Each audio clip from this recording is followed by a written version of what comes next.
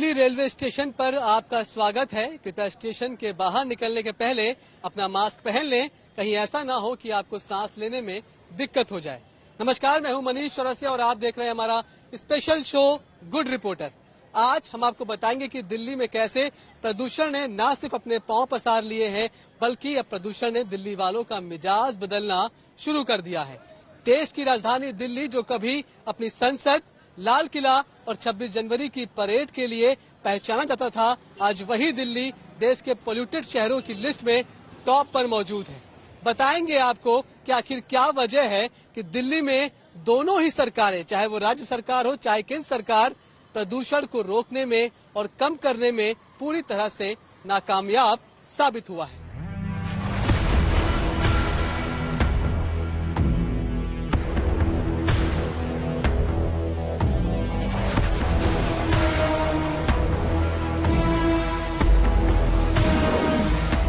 सर्दियों ने दस्तक दी तो एक बार फिर राजधानी की सांसों पर संकट मंडराने लगा।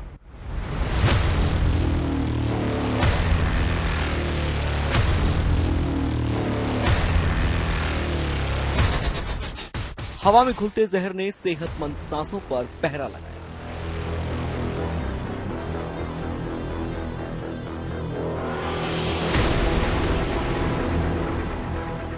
स्मॉग की चादर में लिपटी सुबह ने मॉर्निंग वॉक पर ब्रेक लगा दिया।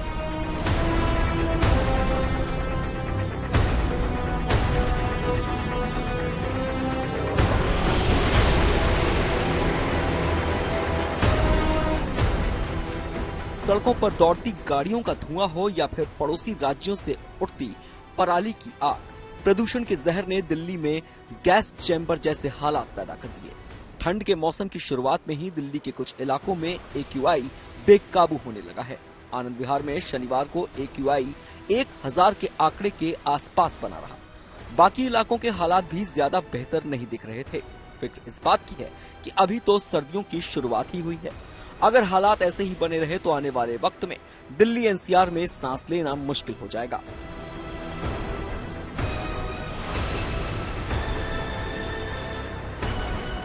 लेकिन दिल्ली में सांसों पर लगे इस आपातकाल के खिलाफ दिल्ली में ग्रेडेड रिस्पांस एक्शन प्लान के फेज 2 को लागू कर दिया गया है। एंटी डस्ट कैंपेन के तहत जगह जगह पानी का छिड़काव शुरू कर दिया गया है। सरकार ने दिल्ली में कई जगहों पर स्मॉग टावर भी लगाए हैं, लेकिन इन टावर्स का कोई खास फायदा दिल्ली को नहीं मिल पाया। पर्यावरण के जानकार मानते हैं कि स्मॉग टावर्स की बजाय कानून का पालन कराने में सख्ती बरती जाए तो हालात कुछ बेहतर हो सकते हैं। पोल्यूशन की जब आप वजहों को ढूंढने निकलते हैं तो आपको बहुत कुछ बिखरा बिखरा सा दिखाई पड़ता है। कोई बोलता है कि पराली का धुआं इसके लिए जिम्मेदार है, कोई कहता है कि खराब सड़कें एक वजह है, कोई कहता है कि दिल्ली NCR में ट्रैफिक बहुत भयानक होता है, जो कि एक बड़ी वजह है पोल्यूशन के बढ़ने की। लेकिन असल में वो कौन कौन से कारक हैं जो लगातार दिल्ली NCR की हवा को खराब करते जा रहे हैं, और दूसरा सबसे बड़ा कि वो कौन सी वजह है जो सरकार की बहुत सारी जो प्लानिंग होती है पोल्यूशन को रोकने के लिए, उनको विफल कर देती है, उनको फेल कर देती है। हमारे साथ विक्रांत ओंगर जी हैं, जो कि एनवायरमेंटलिस्ट हैं। सबसे पहला सवाल यही है कि मर्ज इतना पुराना है पर दवा अभी तक नहीं मिली, क्यों? बिल्कुल, आपने बहुत महत्वपूर्ण सवाल उठाया। जब इतने सालों से लगातार पॉल्यूशन की बात हो रही है, 10-12 सालों से तो बहुत ज्यादा इस पे कवरेज भी हो रही है, कोर्ट भी इसको लेके सख्त है और हवा का प्रदूषण कम नहीं हो रहा है, तो उसकी वजह यही है कि इम्प्लीमेंटेशन हमारा बहुत पुअर है। इम्प्लीमेंटेशन से मेरा मतलब है जो कानून, जो सख्ती, कोर्ट या जो हमारी संबंधित एजेंसी, जो प्रदूषण नियंत्रण बोर्ड है, उनके जो मानक है उनको जमीनी स्तर पर या धरातल पर पूरी तरह से उतारा नहीं जा रहा है। इस वजह से आप देखेंगे पॉल्यूशन बहुत दिखता है। पूरे साल पॉल्यूशन होता है, लेकिन सर्दियों में ये भयावह रूप ले लेता है। बहुत ही बुरी स्थिति हो जाती है, क्योंकि उस तरफ पराली जलाई जाती है, पंजाब हरियाणा में उसका भी कंट्रीब्यूशन होता है। मौसम में बदलाव आता है, क्योंकि सर्दियों में क्या होता है, जो पर्यावरण में, जो एनवायरनमेंट में पॉल्यूटेंट्स हैं, जो प्रदूषण के कण हैं, उनके ऊपर एक तरह से सर्दी की वजह से थोड़ा सा जो है मॉइस्चर आ जाता है, और वो जो पार्टिकल्स हैं डस्ट पार्टिकल्स है या पॉल्यूटेंट्स हैं वो जमीनी सतह या धरातल के आसपास आ जाते हैं। अगर इसका सॉल्यूशन करना है तो जो भी पॉलिसी या जो भी फ्रेमवर्क बनाया हुआ है, जैसे अभी ग्रेप लागू है, सबसे पहले ग्रेप पर काम किया जाए। ग्रेप में तमाम स्टेप्स बनाए हुए हैं, अगर पॉल्यूशन लेवल इस तरह से रहेगा तो इतनी एहतियात बरतनी है, एक लेवल पर आकर आपको डीजी सेट्स भी बंद करने होते हैं। तो एक तो ग्रेप जो है जब पॉल्यूशन का स्तर बढ़ जाता तब वो लागू हो जाता सर्दियों में। उसके साथ साथ पूरे साल हमें प्रदूषण के नियंत्रण के लिए काम करना होगा। कंस्ट्रक्शन सेक्टर, ट्रांसपोर्ट सेक्टर, इसके अलावा इंडस्ट्रियल पॉल्यूशन और तमाम जो पॉल्यूशन के सोर्सेज हैं, चाहे वो पराली है, चाहे वो और कई जो सोर्सेज बताए जा रहे हैं जैसे ओपन बर्निंग होती है, वेस्ट मैनेजमेंट प्रॉपर नहीं, इन सारे सोर्सेज पर काम करना होगा। सोर्स पे, पॉल्यूशन के सोर्स पर काम करेंगे तो आपकी हवा साफ हो सकती है। कई हमने पिछले 2-3 सालों में कुछ चीजें देखी जो गवर्नमेंट लेकर आई और वो दिखाई पड़ रही है। जैसे कि हमने स्मॉग टावर बनाया है, दिल्ली सरकार ने एक लगाया सीपी में, एक जो है सेंट्रल गवर्नमेंट ने तैयार कराया आनंद विहार में। अभी ये एक जो रियल टाइम मॉनिटरिंग के लिए उनका एक उन्होंने प्लान लगाया था आईआईटी दिल्ली के साथ मिलकर, जो भी बंद हो गया कुछ दिन पहले, 1-2 दिन पहले। तो इन सब चीजों का असर क्या आप कितना मानते हैं? क्या वाकई ये हेल्पफुल हो सकते हैं पोल्यूशन से लड़ाई करने में या फिर पोल्यूशन को रोकने में? ये केवल आई वॉश है। स्मोक टावर जो है कई और कंट्रीज में इसे इम्प्लीमेंट किया गया, कहीं भी कारगर नहीं हुआ। ऐसा कोई साइंटिफिक कौन सी कंट्रीज रही? चाइना में इसका काफी एक्सपेरिमेंट हुआ है, चाइना भी इसको एक्सेप्ट नहीं कर रहा है, वहां की गवर्नमेंट भी इस पे विचार कर रही है कि इससे कोई खास बेनिफिट नहीं है। दिल्ली में दिल्ली आईआईटी नहीं, मुंबई आईआईटी के साथ मिलकर दिल्ली में भी 2 प्लांट लगाए गए हैं। एक एमपी के कोटे से, मेंबर ऑफ पार्लियामेंट के कोटे से भी कुछ इस पे काम हुआ है। नोएडा में BHEL ने लगाया है, ग्रीन बेल्ट में वो प्लांट लगाया, एक दिन नहीं काम किया। हमने जाकर के वहां मॉनिटरिंग डिवाइस से भी देखा कि पॉल्यूशन का लेवल और ज्यादा था वहां पर जहां वो स्मोक टावर। तो ये एक तरह से पैसे की बर्बादी है। इस पैसे को और ग्रीनरी पे लगाया जाता तो कहीं ना कहीं 5-10% तो ग्रीनरी भी पॉल्यूशन को कम कर देती है। एक स्वस्थ वातावरण में हवा की क्वालिटी बताने वाला AQI यानी एयर क्वालिटी इंडेक्स 100 से कम होना चाहिए, लेकिन दिल्ली में हर साल सर्दियों की आमद के साथ ही प्रदूषण का स्तर बद से बदतर हो जाता है। राजधानी के कई इलाकों में air quality index severe plus category तक पहुंच जाता है।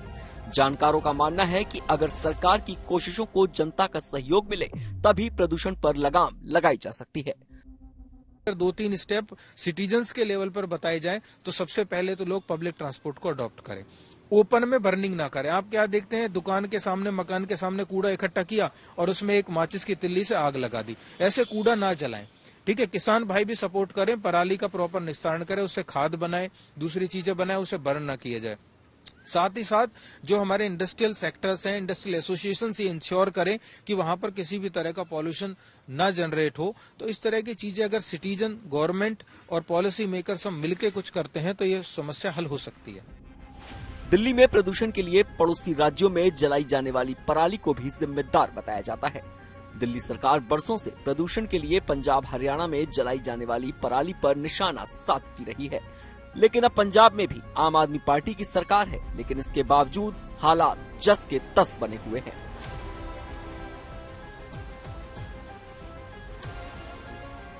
दिल्ली में पोल्यूशन अकेले नहीं आता, अपने साथ ढेर सारी पोल्यूशन पॉलिटिक्स भी लेकर आता है।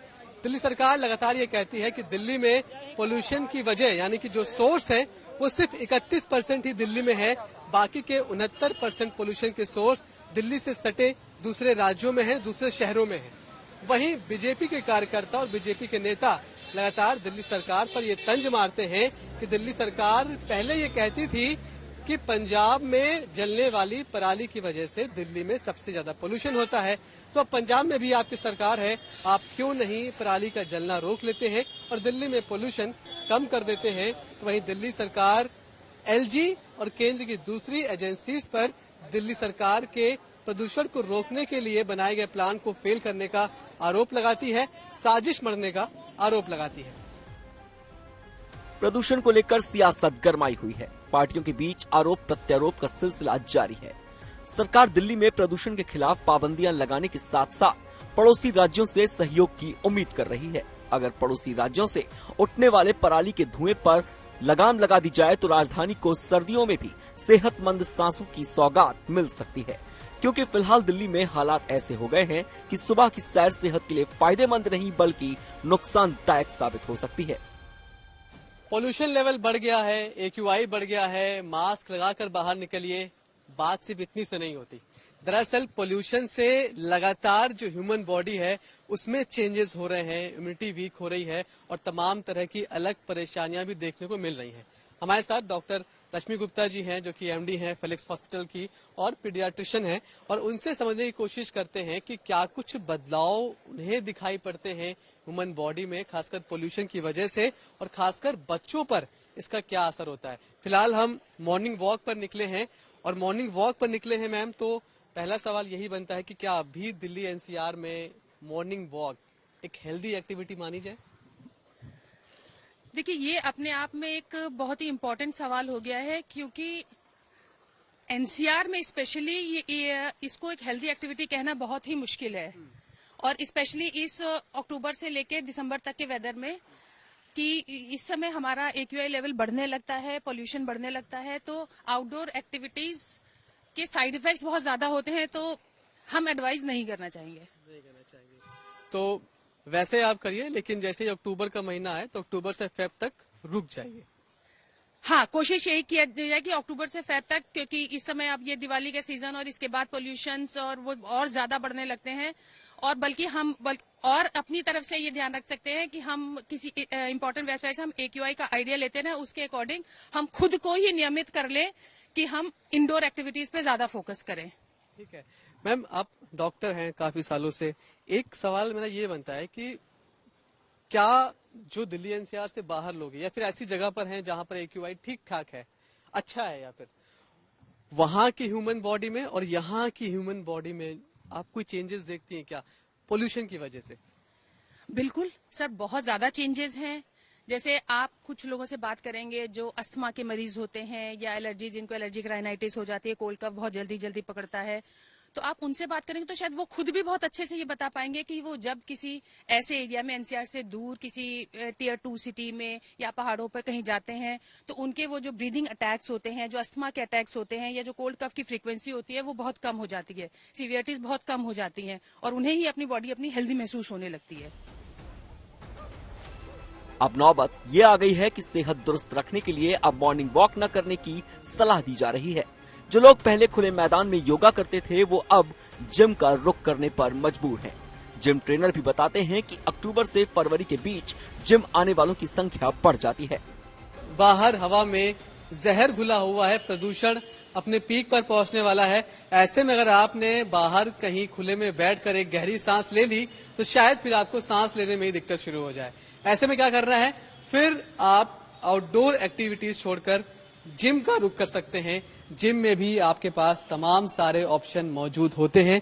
हालांकि बहुत सारे लोग वेट लिफ्टिंग पसंद नहीं करते, उन्हें लगता है कि जिम से अच्छा है कि वो योगा करें, लेकिन ऐसे लोग भी हैं जो वैसे तो योगा करते हैं, लेकिन जब मौसम पोल्यूशन का आता है, खासकर ये अक्टूबर से फरवरी के बीच, तो फिर वही योगा करने वाले लोग जिम की तरफ पहुंचते हैं, क्योंकि वो समझते हैं कि उन्हें फिट रहना है, और फिट रहने के लिए आउटडोर एक्टिविटी बंद करनी पड़ेगी। और आउटडोर एक्टिविटी बंद कर दें तो बॉडी को उसी फ्लो में बनाए रखने के लिए फिर वो जिम का रुख करते हैं। हमारे साथ एक भाई साहब हैं। सर, क्या नाम है आपका? सुनील।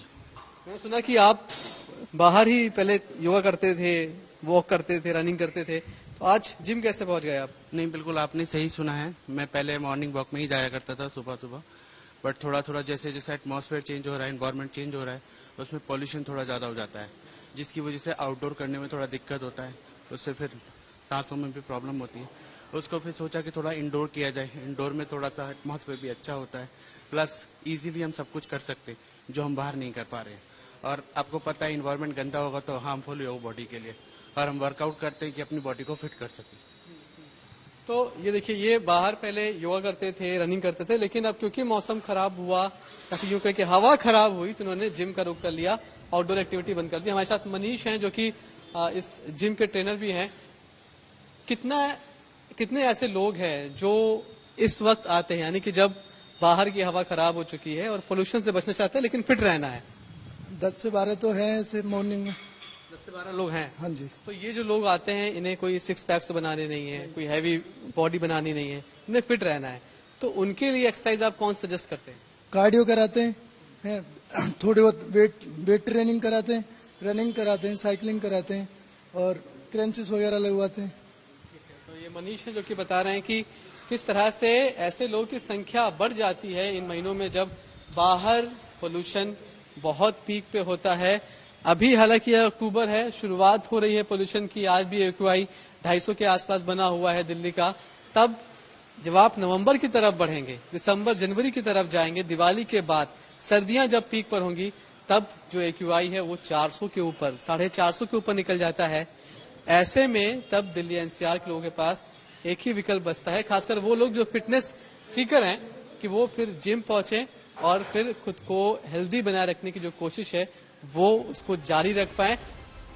वजह कोई भी हो, लेकिन प्रदूषण का स्तर अब दिल्ली NCR में रहने वाले हर शख्स को परेशान करने लगा है। बच्चे हो या बड़े, हवा में घुलते इस जहर पर लगाम लगाना बेहद मुश्किल साबित हो रहा है। वक्त रहते अगर और सख्त कदम नहीं उठाए गए तो आने वाले दिनों में हालात बेकाबू हो सकते हैं। दिल्ली NCR में प्रदूषण भले ही सबसे बड़ी समस्या हो फिलहाल, लेकिन इससे फौरी राहत मिलती दिखाई नहीं पड़ती, कोई झटपट सॉल्यूशन मिलता दिखाई नहीं पड़ता। ऐसे में दिल्ली NCR वालों के पास सिर्फ दो ही रास्ते हैं। पहला, अस्पताल की दवा और आप सबकी दुआ। दुआ बनाए रखिए। दिल्ली से मेरे सहयोगी शैलेंद्र के साथ फिलहाल इतना ही। अब लिए चलते हैं आपको सीधे मुंबई में पारस के पास, जो कि बता रहे हैं कि कैसे देश की आर्थिक राजधानी में भी अब पोल्यूशन ने अपने पैर पसारने शुरू कर दिए हैं।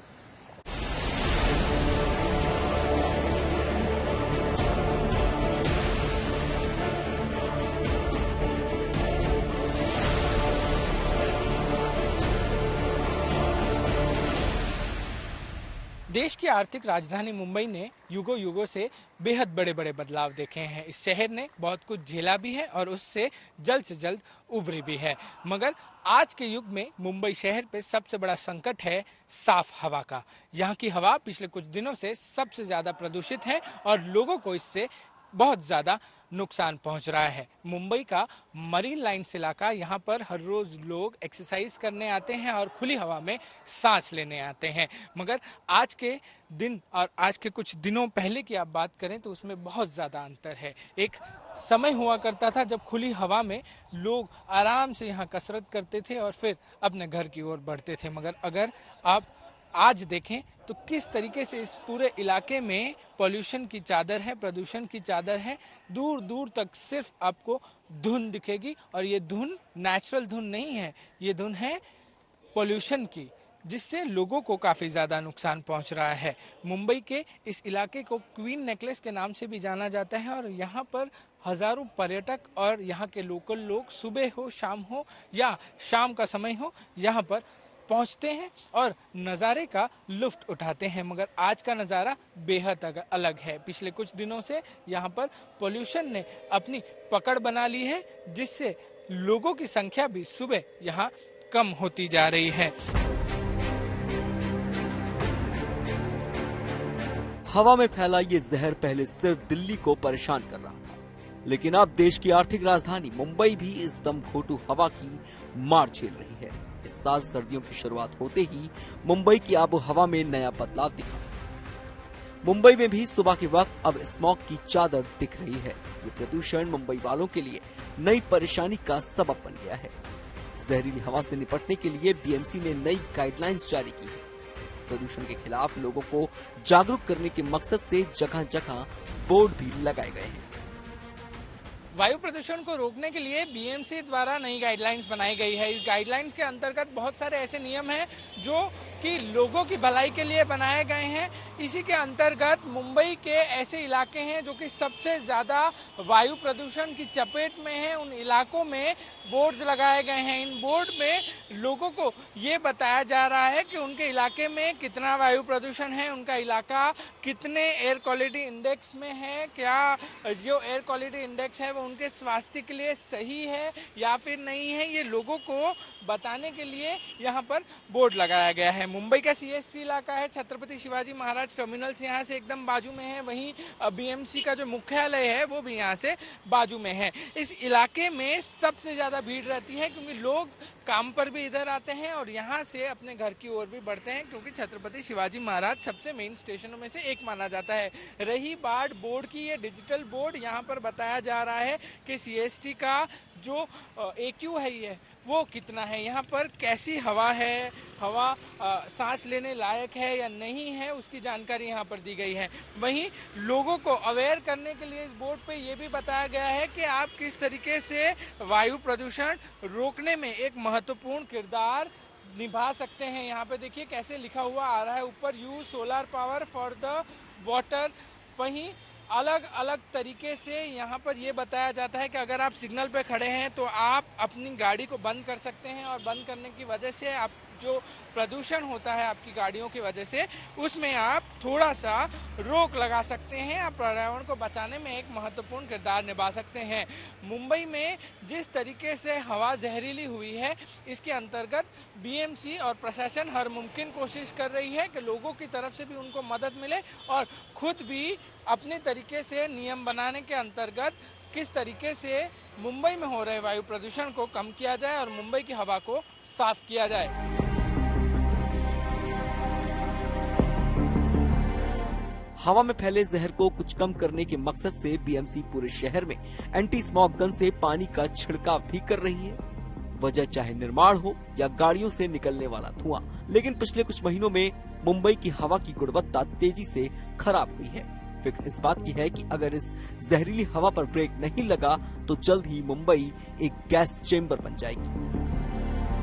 मुंबई के जिस इलाके में हम खड़े हैं वो इलाका सबसे ज्यादा भीड़भाड़ वाला इलाका है, और भीड़भाड़ वाला इलाका इसलिए क्योंकि यहाँ पर BMC का मुख्यालय है, जहाँ पर नए नियम भी बनते हैं और नियमों में फेरबदल भी किया जाता है। वहीं दूसरी तरफ है मुंबई के सबसे बड़े स्टेशनों में शुमार, रेलवे स्टेशनों में शुमार छत्रपति शिवाजी महाराज टर्मिनल्स। यहाँ से हजारों लोग हर रोज आते हैं अपने काम पर और हर रोज इसी स्टेशन से अपने घर की ओर भी बढ़ते हैं।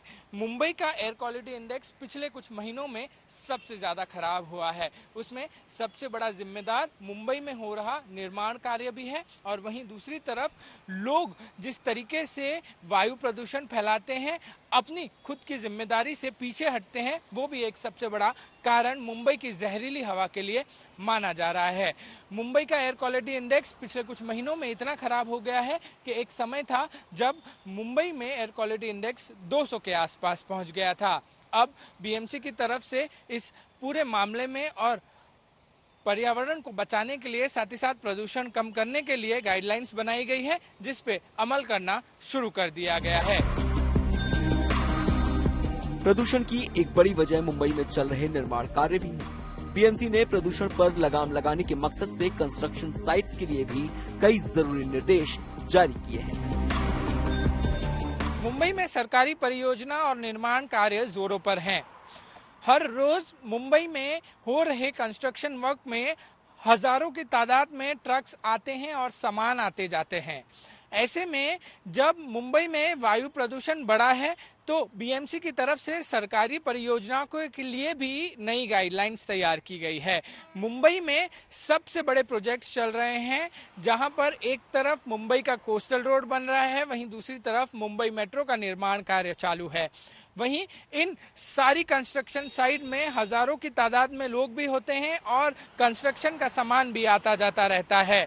वहीं BMC द्वारा इन सारे निर्माण कार्यों के लिए, सरकारी निर्माण कार्यों के लिए गाइडलाइंस के तहत जितने भी जो कंस्ट्रक्शन वर्क चल रहा है वहां पर 25 फुट ऊंची लोहे की दीवार लगाना अनिवार्य कर दिया गया है। साथ ही साथ ग्रीन क्लॉथ से पूरे परिसर को कवर करना है, जिससे धूल मिट्टी बाहर ना जा सके। जितने भी ट्रक्स जो आते जाते हैं सामान लेकर, उसकी सफाई बेहद अनिवार्य है। साथ ही साथ जितने भी सामान आते हैं, अगर मलबा आ रहा है, मिट्टी आ रही है, तो उसको सामान को पूरी तरीके से कवर करना है, जिससे प्रदूषण ना फैले। CCTV अनिवार्य कर दिए गए हैं। जो अलर्ट सिस्टम कहा जाता है, जिससे वायु प्रदूषण कितना है वो लगाना अनिवार्य कर दिया गया है। साथ ही साथ जो मलबा है या फिर मिट्टी है, वहां पर पानी डालना बेहद जरूरी है, क्योंकि अगर पानी नहीं डाला जाता है, वो ही सबसे ज्यादा महत्वपूर्ण कारण बना है मुंबई में एयर पोल्यूशन का। क्योंकि जितने भी बैक्टीरियाज होते हैं, जब धूल मिट्टी होती है, वो सारा वायु में जाता है और उससे वायु प्रदूषित होती है।